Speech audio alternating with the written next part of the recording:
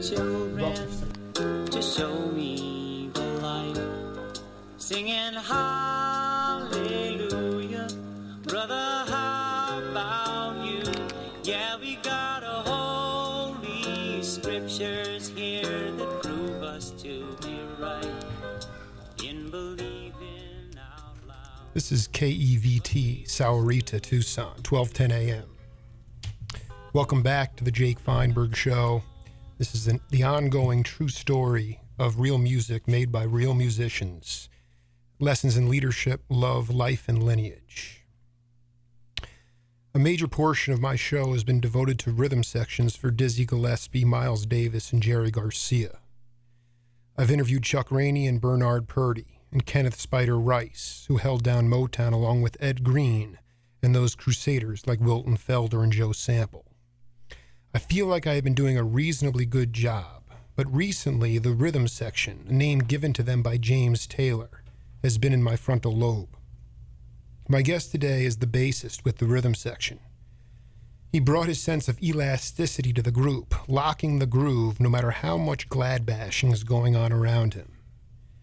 He has contributed to thousands of albums over the course of his career, from bluegrass with Byron Berline to heroin rock with James Taylor to cowboy country tunes with Leon Russell and Willis Allen Ramsey. When Kunkel, Durgee, and Korchmar and my guests get together, they could cook like no other section, fitting right inside some Spanish swing or white man gospel or funky blues. They came up during a time in the record industry when musicians were recognized for their craft, so much so that they gave cats like my guest identities for their prowess. My guest knows his instrument, but he has feeling, the feeling of love that exists when everyone is listening and playing off of each other. This was the brotherhood my guest came from, learning experientially, getting the charts 20 minutes before the session and playing their tails off. He's in the same master bass discussion as Monk Montgomery, Wolfgang Meltz, and James Jamerson. Music and the musicians are unquantifiable. The value they bring to the session or the gig or the jam, and the impact they can have on people, one human at a time. Leland Sklar, welcome to the Jake Feinberg Show. Man, what a pleasure to be here. I'm exhausted by that introduction. I feel so humbled and unworthy. No, but all right, here's a question for you. Okay? Yeah. Tell me, I know there was this cat, the great bass teacher you had, but when you first got the string bass, tell me some of the upright players like Scott LaFaro or Vinegar. Were there jazzers that you were into when you were playing the upright? Oh, yeah. I mean, Ray Brown, certainly, Charlie Mingus, Red Callender. There was a number of them that I was aware of, because I came into bass really kind of as an accident. My first instrument was piano, which I started when I was 5 years old, and then when I went into junior high school at 12, I was fully prepared to be the pianist for the orchestra, and they had a plethora of piano players, but needed a string bass player, and my teacher, the music teacher, had facility on string bass. His name was Ted Lynn. Excuse me. And he said, if you're willing to try, I'd love to, let you see what you think. And I wanted to play. I didn't want to be, a bench warmer most of the time. And he pulled out this old K blonde upright plywood bass and put it in my hands. And as soon as I felt that vibration run through the bass body into mine, I went, sold. And then that's when I had to start discovering basses. I was really coming at it as an orchestral player and really hadn't focused on jazz or any soloist per se. No, I just like the Sklar team approach to you saw the abundance of other instruments, and you took the upright bass. But it's what's amazing to me, Lee, is just I think one of the things that is probably not talked about, and again, I was born in 1978, so I mean I'm 36 years old, just searching for authenticity. But I have lint in my beard older than you. Yeah, I know. But man, I tell you, we were cutting through Hurricane Arthur. My family was driving back from Boston, and and your bass lines just helped us cut through that storm, man. So thank God for that beard. Well, thank you so much. It's true, man. I mean, but I wanted you to talk to the audience. A lot of cats don't know anything about the Chitlin circuit, and I just found out that you played on the Chitlin circuit. How did you even get connected to that? Back in the mid '60s, through just a bunch of friends of mine, that I was always in bands. I mean, I was in college from '65 to '70. Really not quite sure what I wanted to do. I wanted to be a perpetual student. I love education, and I was always changing my major. And by the time I was at my latter years in college, I was a co-science and art major. And but I was always in bands, playing every weekend. Sometimes I'd be in 6 bands at a time. And through one of those groups, one of the guys knew a guy named George Harmonica Smith, who was probably one of the greatest harmonica players out of the old Chicago blues idiom. And I started playing with George, and we would go up to Berkeley and play the Mandrake Club, and we were playing at the Kit Kat Club in Watts here in Los Angeles. And through him, I got to play with Big Mama Thornton, Jimmy Reed, Lightnin' Hopkins, Clarence Gatemouth Brown, just a ton of these guys, Pee Wee Creighton. And, I got to live that really fantastic, insane life of actually, occasionally sleeping on a pool table in an after-hours club after the shutdown and stuff. And it was great. These guys were just such unique individuals, and it was a real special time. It was certainly not a time where you would ever want to think about actually making a living, because these guys were always scuffling. But I got to play with Albert Collins when he first arrived in Los Angeles, and got to play the Shrine Auditorium with him and play Frosty and Snow Cone. He's probably the greatest shuffle guitar player ever was. And so it was magic. And then as years went on, I got to play on B.B. King's 80th birthday album and stuff like that. So it's one of those things I still embrace dearly, that whole period. Because you really came up at a time. I mean, you were educated by your instructor, Ted Lynn, but at the same time, there really wasn't curriculums. Music was not being taught in academia, and you talk about Big Mama Thornton and Jimmy Reed and these guys. There was something about this street scholar, this idea of just hitting it and playing the blues. How much of that do you think just got you comfortable, developing your own sound? Well, I think it was essential in it. People tell me, this is one of those things that I don't see because I'm living inside my skin, but I have so many people that write to me and go, man, I heard this record on the radio today, and I just knew it was you. And then they said, we checked the credits, and it was you. I'm not sure what it is they're hearing that identifies me, because I sort of live in me, so I don't have that vision of it. But during that period, there were no rules, so we were all just kind of going for it. And I was when I met James Taylor, I was in a band that was more kind of like if you crossed maybe the Allman Brothers and ZZ Top with an English rock band. It was the kind of group I was playing with, and I had never really listened a lot to Dylan and Phil Oakes and all the people coming out of that singer-songwriter folk movement. So when I met James Taylor, that was really kind of foreign territory to me, yet within 6 months of meeting the guy, suddenly we were the benchmark of that entire movement. It's like, I'm just kind of going, what the hell just happened here? That's an amazing, really strange. That's amazing, because I did some, I don't believe you were the bass player on the, on Fire and Rain. No, that was cut on his Apple album over in England. I think McCartney played, on Carolina on that, and I think a bass player named Louis Sonoma might have played on some of those tracks on that first album, because I know the very first tour I did with James, when it was James, myself, and Russ Kunkel, some of the reviews referred to me as Louis Sonoma. Because I was going to say, I was like, Sklar got so lucky, because not even luck, it was just fortuitous that the hit comes out and then you wind up playing live with him, and after that it was just locked in. It took off. But I need you to send me some bootlegs of this of this English rock ZZ Top band. I really want to hear some of that stuff you were playing because it was a band called Wolfgang. There's actually some stuff I think on YouTube that might be floating around on a Wolfgang site that one of the guitarists has posted a few things. Because we cut a bunch of demos. We never did an album, but we did a bunch of demos. And the reason we were called Wolfgang was because we were managed by Bill Graham, and Bill Graham's real name was Wolfgang.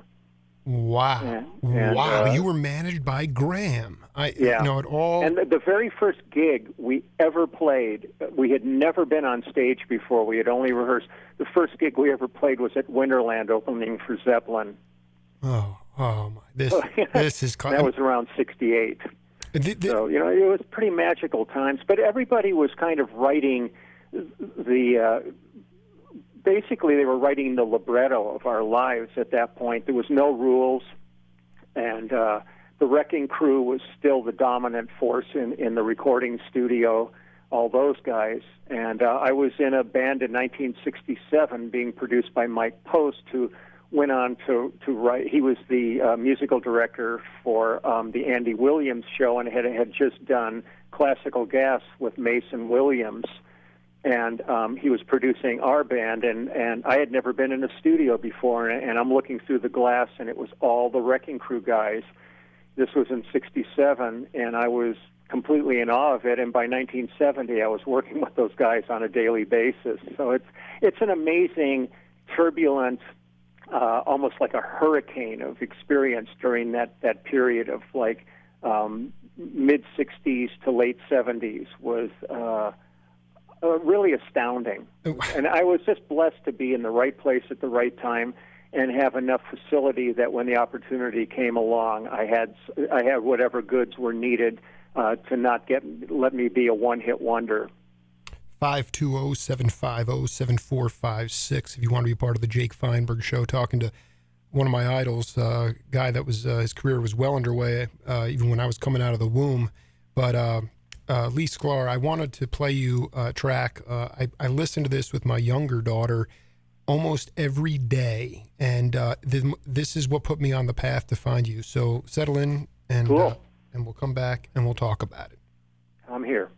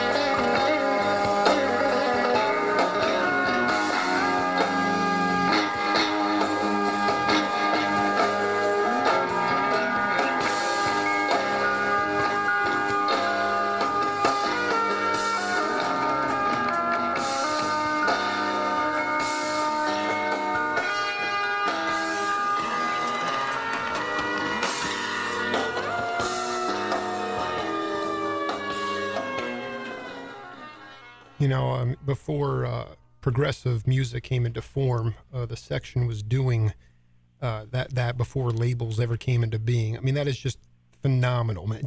You know that track. Yeah, we had the best time with that band. It always broke our hearts that we just became kind of a cult group and never really got to have that become our full-time gig, so to say. What I love the most about your bass lines is, and you said this somewhere, and somebody else was saying it too, it's like you're just able to stay with the same groove. It's just like a swinging jazz band. The drummer's got to keep swinging in the same groove, the bass. And too often now, just in music today, I hear people trying to, they have their own ideas instead of just staying in that groove. And you Well, I went through this recently. I was talking to some guys about this because one of my favorite albums I ever got to play on was Spectrum with Billy Cobham, which is still one of the defining jazz fusion, rock fusion albums of that era. And we did that in 1973, and it was Billy Cobham, Jan Hammer, myself, and Tommy Bolin. And one of the songs that we did on it is Stratus.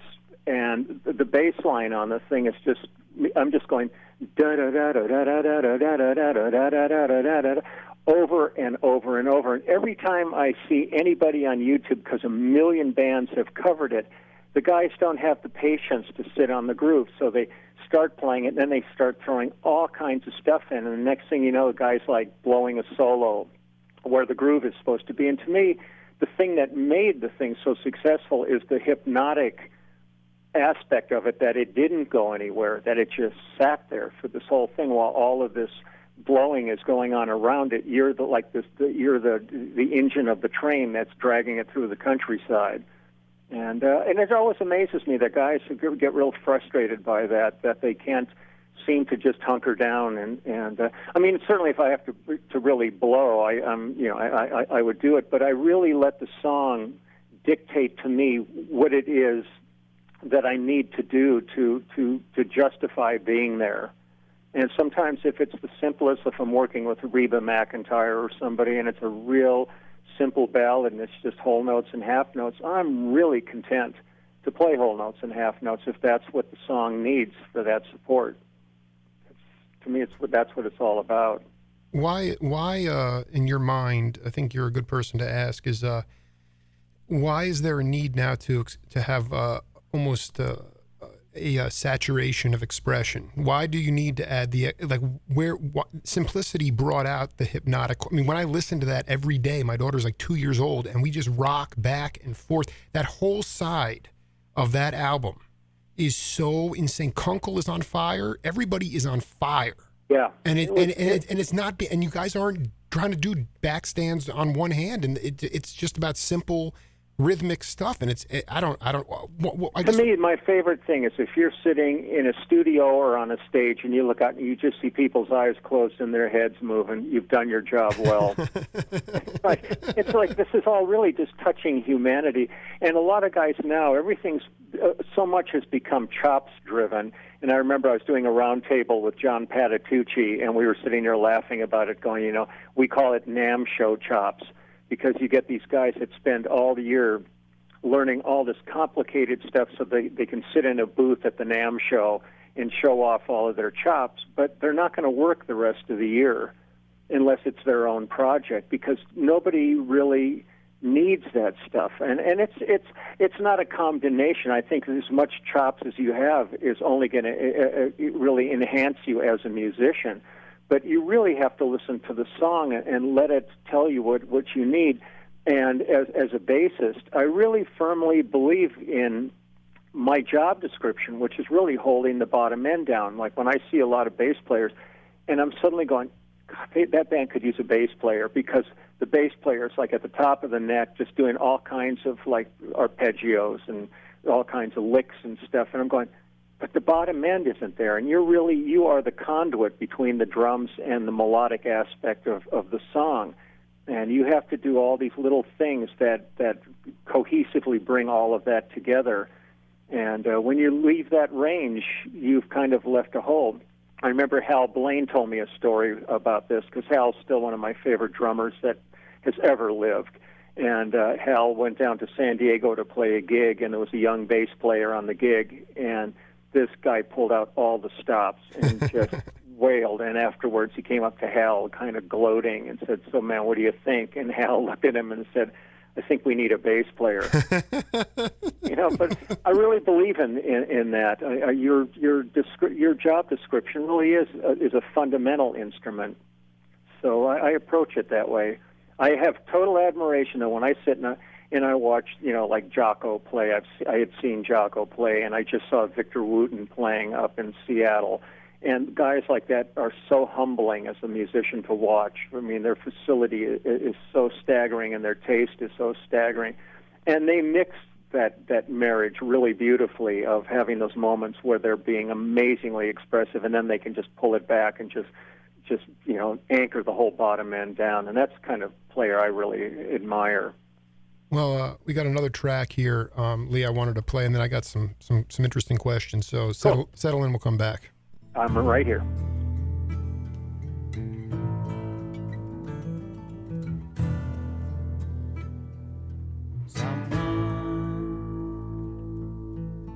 I'm searching for someone who'll be true, who'll change my life of blue into a dream of golden rainbows. Where are you?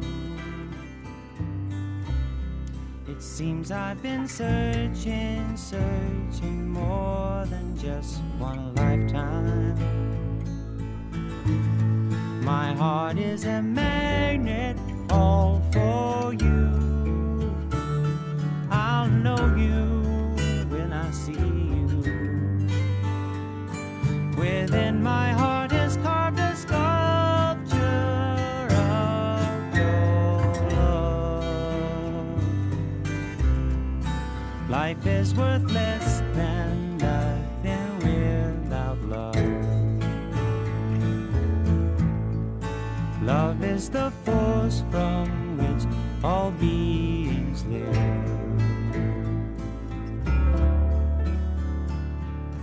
Don't you see? It's the purpose of living, to love and be loved again and again. Where are you? My heart cries for you. My eyes long to see you. My soul is all for you. Oh, where are you, someone?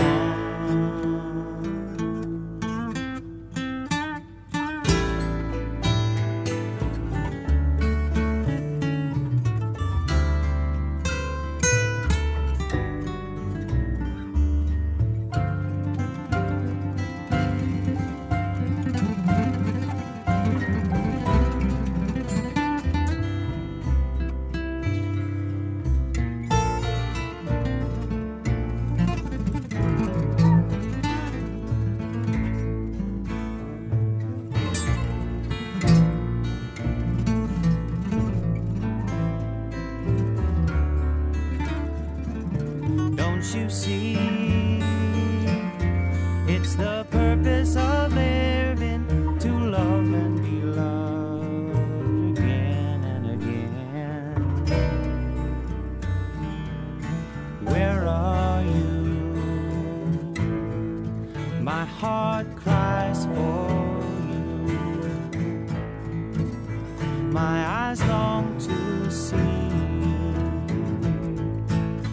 My soul all for you. Oh, where are you, someone? So that was recorded in Clover. I found a British pressing of this album, and this song "Someone" was written by McLaughlin. And yeah, I mean, I have not heard that since then. I mean, that's kind of blowing my mind. It's so beautiful. As soon as I heard the guitar, I knew it was John.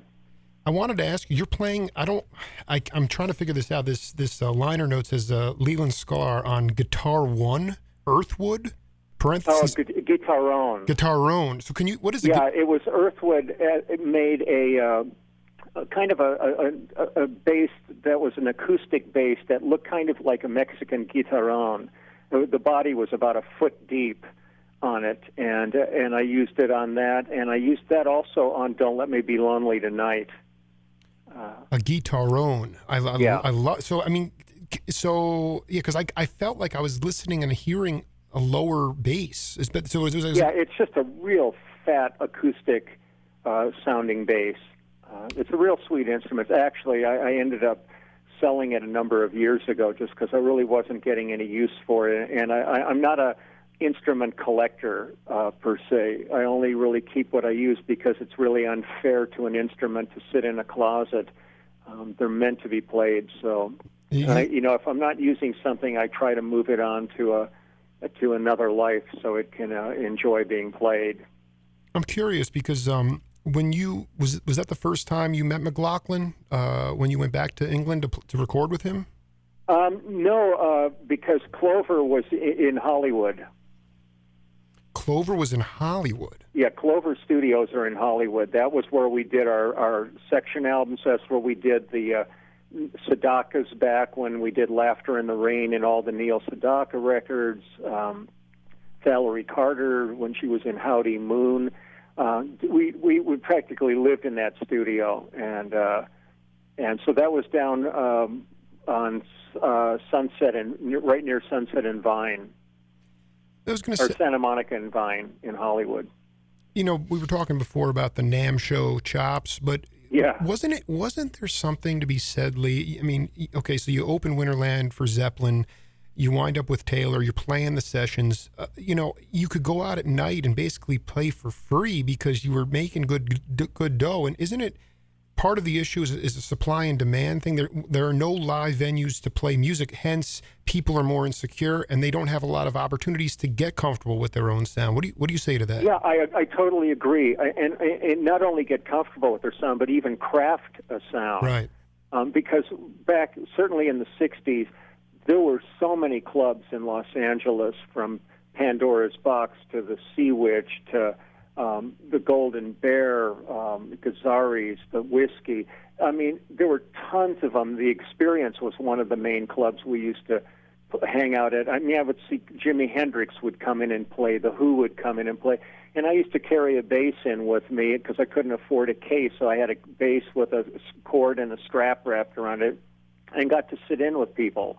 But people, it was a very open community. It was a very giving community. And everybody hung together. Everybody was invited to sessions. And once the session started, you'd look through a window on a James Taylor date, and and Jackson Browne might be sitting there, and J.D. Souther, and all the guys of that ilk. So there was a community feeling that was pretty amazing that I really don't quite see that much of that anymore. And certainly the club scene is totally different. It's all business. I mean, you pretty much have to pay to play rather than getting paid to play. And it's all managers and, the venues, there's so few of them now. And very few people kind of come out of the chute well-crafted. You really need time to evolve and to create a sound that makes you unique. You watch all the shows like American Idol and The Voice and all these, and they're still pretty much karaoke shows where everybody's up there kind of just copying, I'm gonna do a Whitney Houston song, and they do it kind of like Whitney Houston did it, except probably nowhere near as well, because in her heyday nobody could sing as like her. But I would go into clubs in those days, and you'd see bands up there doing all original material or covers that were unique in the way Vanilla Fudge would take, You Keep Me Hanging On, and make it into something completely different. But that only comes from the opportunity to practice that skill. And there's just not that much of that anymore. It's a sad comment. And then also we had great school programs in the arts. Yeah, that is all being taken away. Well, I think it's a lot of stuff is being done. There's a lot of money being pumped into academia, but I think what was one of the coolest things, and maybe you can talk about this. I mean, in New York City, for instance, in the 70s, a cat like Ray Barretto would go around to the public schools and play conga drums for the kids. I mean, you'd actually bring these cats in, these unheralded cats, and play for the kids and play them stuff that they're not going to hear on pop radio. To me, it seems like there was an elasticity. I just wanted you to talk a little bit about the importance of individuality and the importance of just elevating consciousness to a level where conformity is actually not vogue and homogenization is not good, and actually originality and individuality, which is a lot of what my show is about, is vital. I was hoping you could talk about those values. Well, I mean, certainly, I think you've expressed this incredibly well, just in what you just said. As though when you're in a band, there is a group homogeneous quality to being in a band, but the thing that makes a band stand out is the individual interpretations of each instrument. So you can work both within the confines of a structure, be it a band or however, it could be a 17-piece R&B band or it could be a power trio, whatever. But it's the thing that each of those players brings to the table that makes it unique. When you look at Cream would not have been Cream if it was not for the individual talents of those three people. Three other guys, you would never have had that band, and it may not have been as good, or the other band could have been the Jimi Hendrix Experience.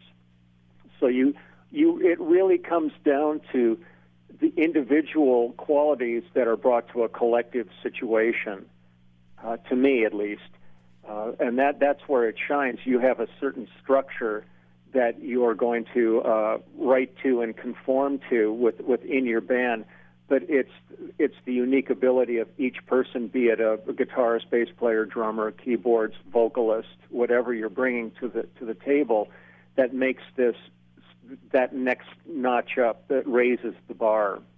And the more that can be encouraged, to me, the better off the future for all of this looks. Yeah, and it gets very bland. I mean, I hear so many acts now, and you just kind of go, it doesn't matter. It's like looking at cars on the freeway, and it's the difference between a Subaru and a Mercedes. It's from a distance, it gets hard to tell sometimes what you're looking at, or a Kia.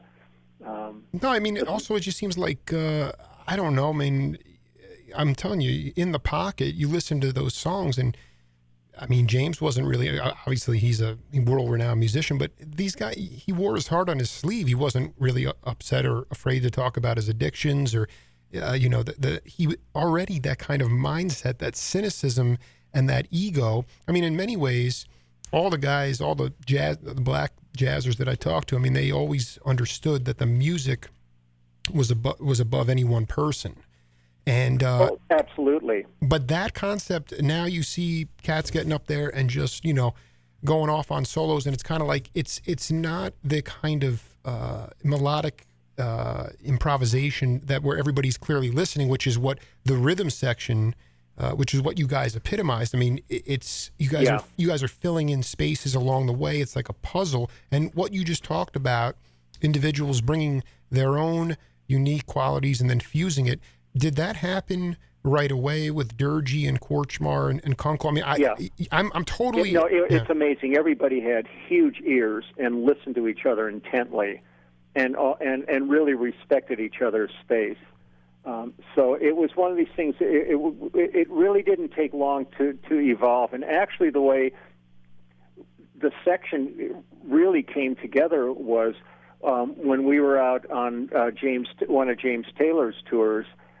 James wasn't that interested in doing extensive sound checks, so he would come out and we'd run a couple of things, and then he'd go off and take care of whatever he wanted to do.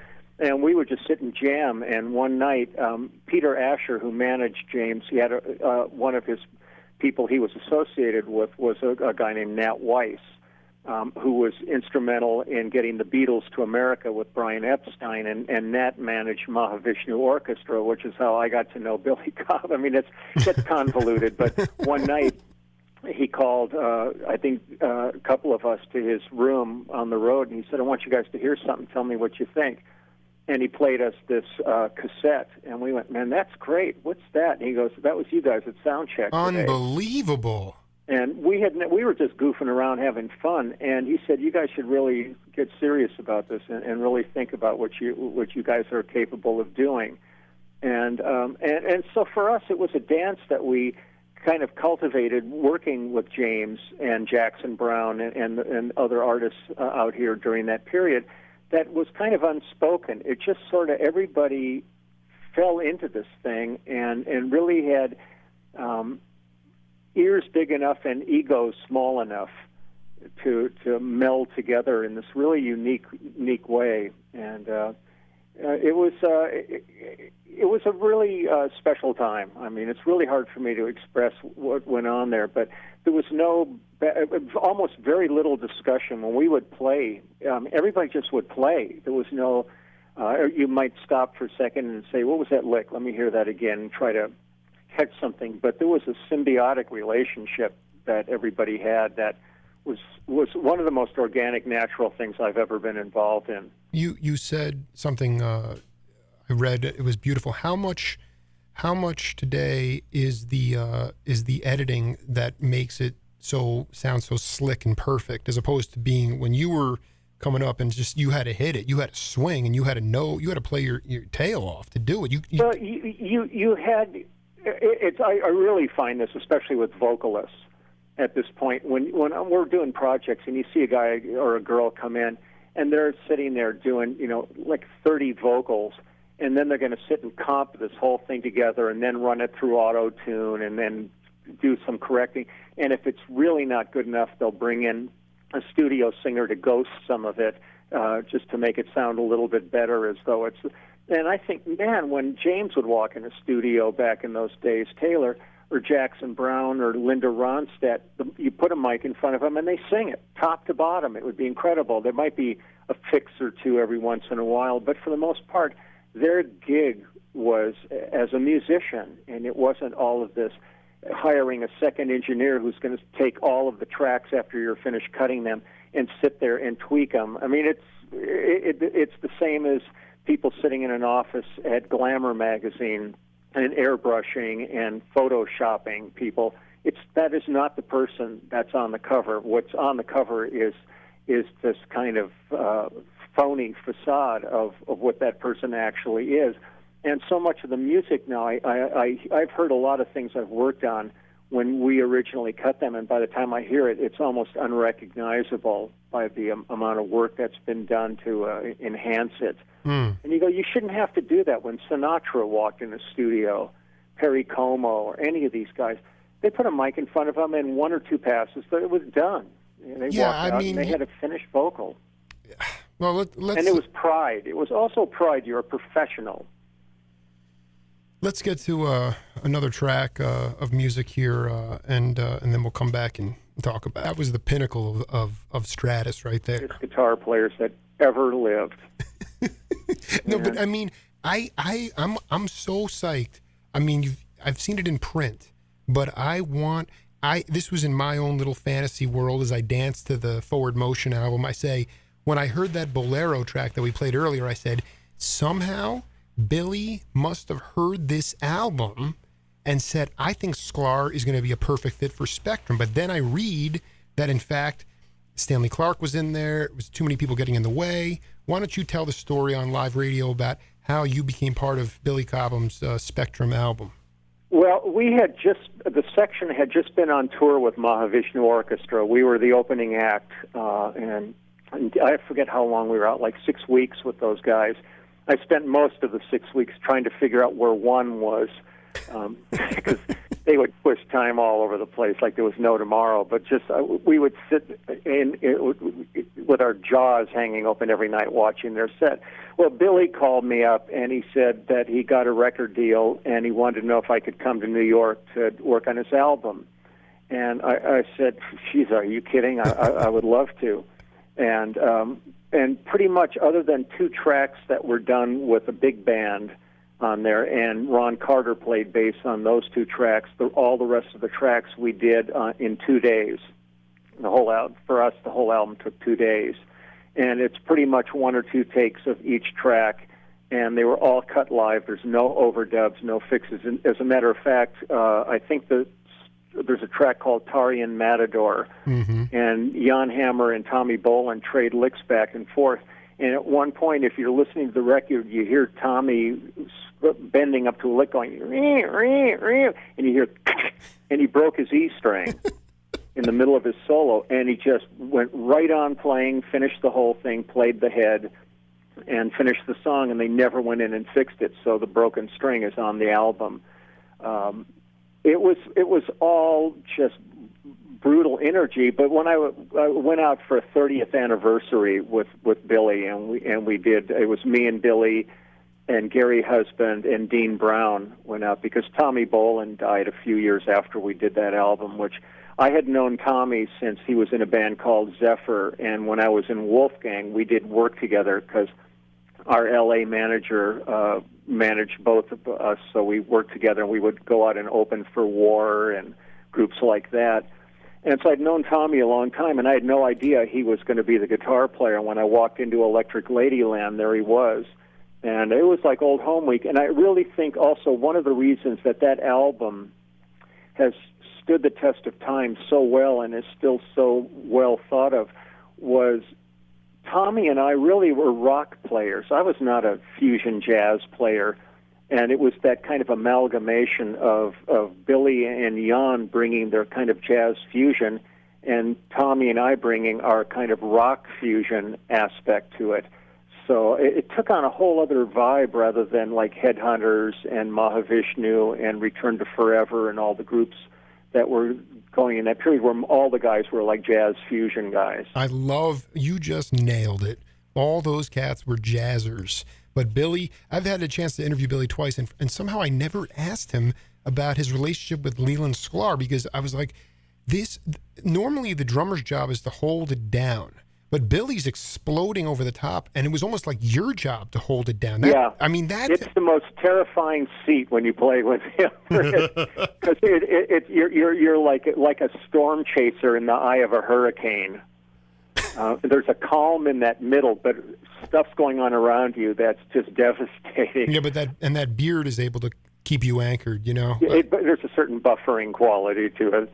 How much? But Billy was a trip. I mean, I'd never really experienced working with a drummer like that. It was his musicality was so deep, and plus the compositions on Spectrum are really beautifully crafted. I mean, he really did some wonderful writing, and he and Jan working together was really magical. I think Robert Moog came and hung out at the sessions and had some of the very first electronic drums ever. So when you hear all those little kind of sequence drum things that he's doing, that was all Moog hanging out there and them experimenting with his drums. And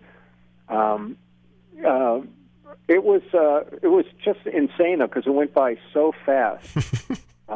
You were almost like unaware of it. I got home and the other guys in the section said, "So how did it go?" And I went, I think it was great. I don't remember because it was so kind of a ferocious. You know, you fly to New York, you get in on the red eye, go right to the studio, cut for 2 days, go right back to the airport the next morning, go home, done. Yeah, you were eating an Orange Julius, or was that a different time? There was an Orange Julius down the street, but we were our Grill Jones was the Strawberry Julius. I know you love those. You love the and so because my dream is that Leland Sklar actually played on other jazz albums too. Is there anything even when Professor Lynn was helping you build up your chops? I mean, did you play any trio gigs? Did you did you ever go to the Manhole to see jazz? I mean, or was... I used to go all the time, and I did a lot of gigs down at the Lighthouse.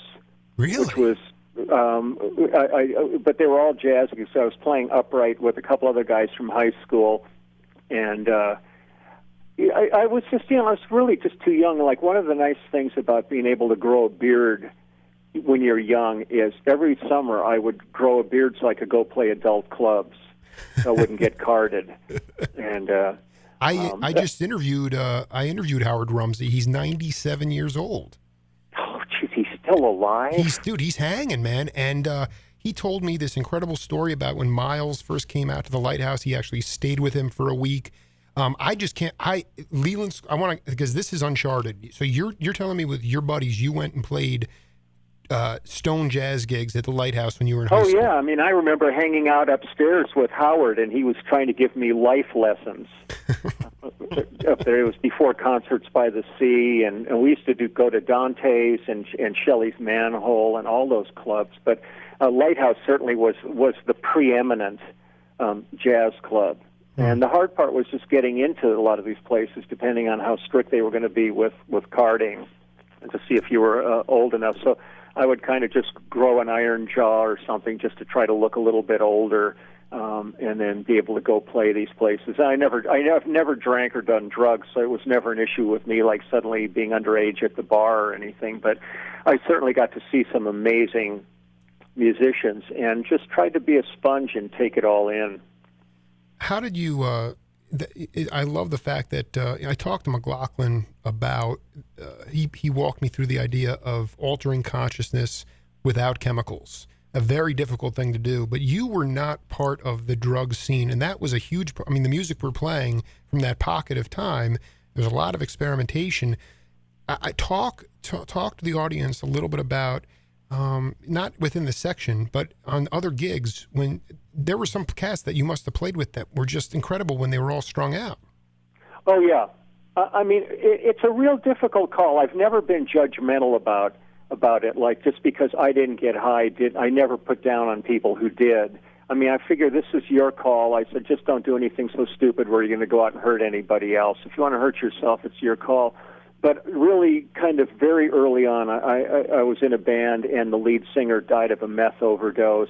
I remember playing with Albert Collins in L.A., and there was a park across the street, and when we finished the gig, I came out, and I heard a guy screaming in the park and went over and found a guy on a bad acid trip and sat with him for 6 hours, just talking to him and holding him until he came down. And I saw enough of the dark side of what drugs and alcohol were pretty young. I was still in my teens at that point, that I went, man, this is not for me. And plus, I chose bass on a certain level because I'm a kind of a type A control freak mentality. I like the responsibility, so I've never liked being out of control.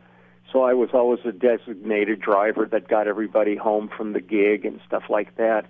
But it was the only time it ever really got in the way for me was like when we would be bus touring, and you get on the bus and you know you've got like an 8-hour drive, and 40 minutes into it, one of the guys comes up to you and goes, "Hey man, have I ever told you I love you, man?" And I just go, if you want to live through the rest of this drive, you better just go get in your bunk and get out of my face. Oh, I love it. I know. And I'm not ready for that kind of loving. But you know, I just some guys, it was really amazing the juices that would flow when they were high, and then when they kind of straightened up their lives. I was happy that I knew they were going to be around for a while, but sometimes a little bit of a spark of insanity would go away at that point, and some of the stuff they came up with wasn't nearly as interesting as what they did when they were junked out or whatever. But it's an individual's call. Like I said, the only time I'm ever concerned about people doing anything like that is if somebody drinks and gets in their car. Man, I do not want to see an innocent family out for a nice evening, out at dinner, suddenly end up dead bodies because some idiots did something irresponsible. But what you do to yourself is your own call. No, I really respect it, man. I think it's interesting the way you articulate that type A bass player. I mean, a lot of that's pretty heavy stuff. You know, this British pressing of this album, One Man Dog. Mm-hmm. I don't know if you've ever seen this picture on the back, but it's incredible shot. I guess it's up in Martha's Vineyard.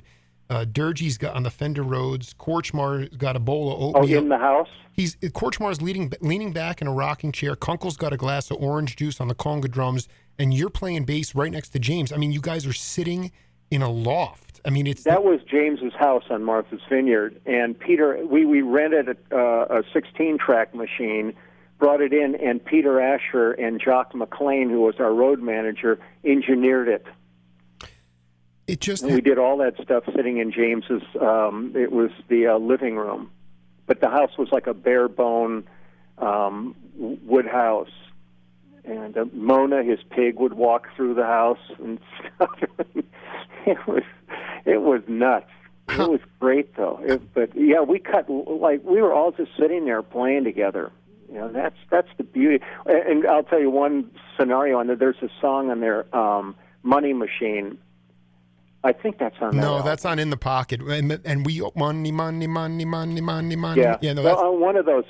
I forget which one it was, but out in the woods, James decided he wanted to have a drone recorded, but he wanted it to be on a chainsaw.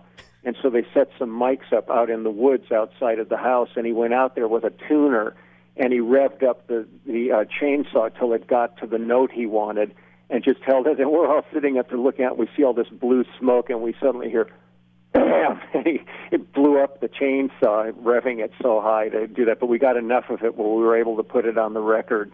That song, we were cutting through I-84 on our way back to New York and through Hurricane Arthur, and that we kept playing that intro to that song, and it sounds like a casino gambling machine, but that actually is a chainsaw. Unbelievable. No, that wasn't the chainsaw. The chainsaw was another part of it, but they actually did some stuff with money on that, dropping money and recording it. They did a lot of that stuff. On one of the albums, I think on Flag, there's Sleep Come Free Me, I think might be the last song, and they went down to the L.A. County Jail and recorded the sound of a cell door slamming. Were you? It was a song about a guy in prison, and the only escape he has from prison is his dreams. Were you? I listened. I used to have the first Section album with the Cherry Pie. Yeah. I have 2 copies of Forward Motion, and then I find that the third album the other day, which was done in '77. And I wonder with you and Kunkel how you guys dealt with the advent of disco, which meant that basically everything got sped up. And whether you even were aware of, if you tried to slow, how did you slow down during the unfortunate days of disco?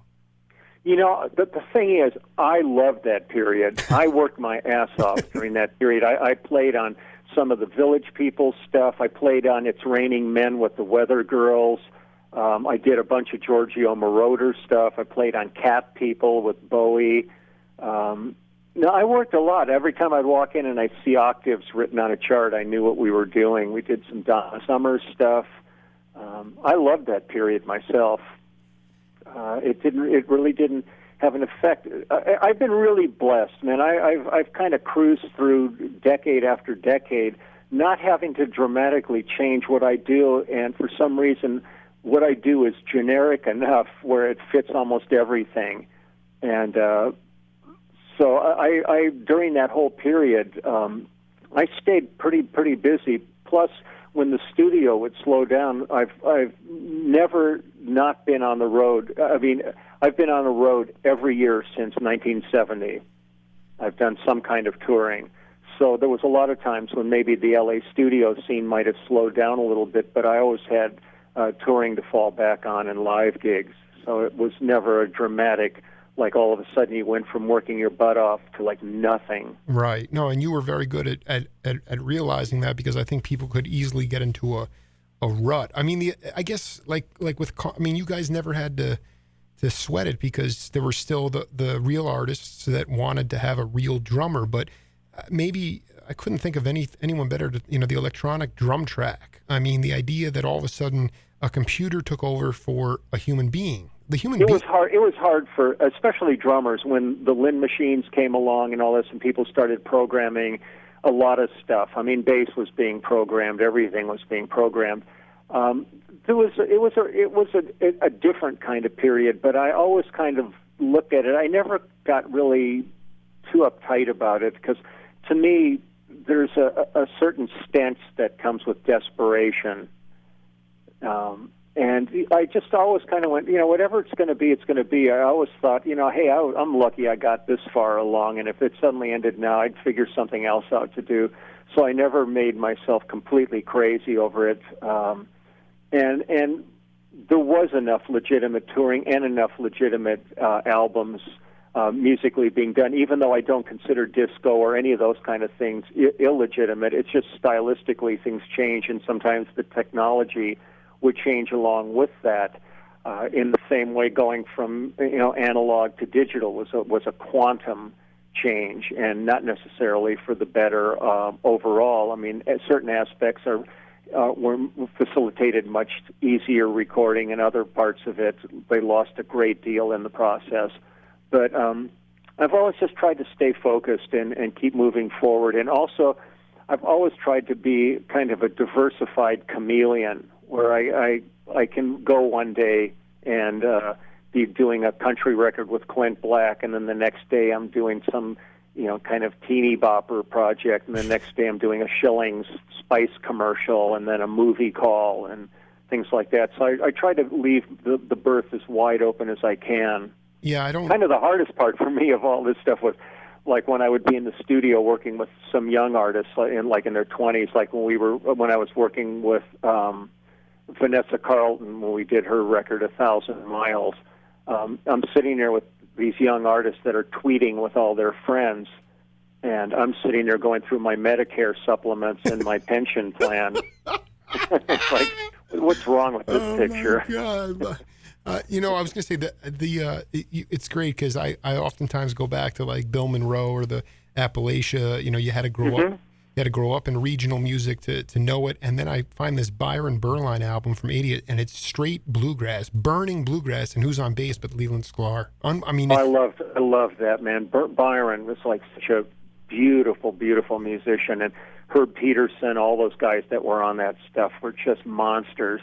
I want to ask you, though, before we get out, real quick, could you talk about how you mentor? What is the most gratifying way you mentor today? I think one of the things that's really, to me, I find kind of fascinating is now how many people are coming to me just for, like, words of wisdom and reflections on a career, because I don't relate to it. I feel really lucky that, as of right now, I'm looking in my book, and I'm busy through the end of the year, and there's already stuff in the book for next year, and that's kind of the way I function. Is I never think about my past, but I think about today and tomorrow. And but whenever younger musicians want to interview or talk or hang out, and I go to music schools and do like master classes with them, it's just great to keep a positive energy going and just to be an encouraging voice in a discouraging world, because it is hard. Nothing's easy, and I don't care if it's music business you're going into, or a software designer, or real estate, or a plumber. Lee, we got a caller. We lost him. I continue. Plumber, doesn't matter who. It doesn't matter. The main thing is keeping a positive energy and loving what you do, and tapping into as many people as you possibly can, and just learn as much as you can, and live as much as you can. Leland, I mean, you can practice scales and you can get all your facilities together, but it's really just the joy of playing and the joy of camaraderie of other musicians. To me, that's the magic of it all. Well, the magic of the Jake Feinberg Show is being able to interview Leland Sklar on opening day here at Power Talk 1210. I'd like to set up a part 2 with you at some point, but I know you stay in the moment, so go out. Anytime. I thoroughly enjoy the hang. So, anytime you want to get together and do some time, you just give me a shout and we'll sort it out. Take care, brother. Much love to you. Oh, man, my pleasure. You too. Bye-bye. This is the Jake Feinberg Show. We'll see you all next week.